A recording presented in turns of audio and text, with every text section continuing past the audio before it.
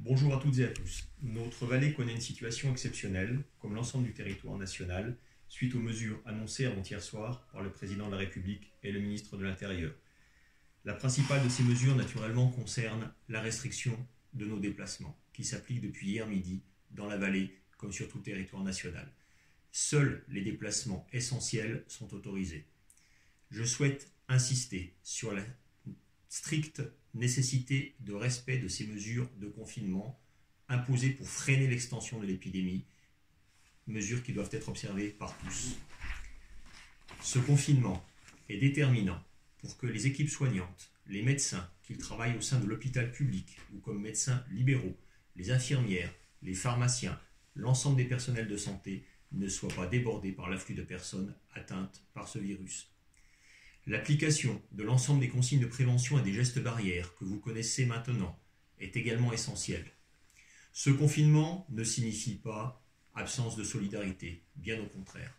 Il convient en ces moments difficiles de prendre soin de tous, et en particulier de nos aînés et des personnes isolées, par tout moyen permettant à la fois de limiter les contacts physiques, mais également de garder le lien social et de satisfaire aux besoins essentiels. Une cellule de crise a été mise en place en mairie. Cette cellule permet de faire le lien régulièrement avec les autorités sanitaires et avec les services d'urgence et de sécurité.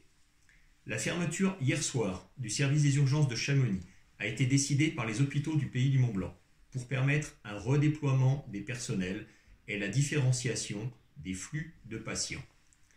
Il a été procédé également à une adaptation des services publics locaux, les transports, la collecte des ordures ménagères, l'ensemble des services sont réduits mais permettront de répondre aux besoins essentiels de la population et de leurs déplacements urgents.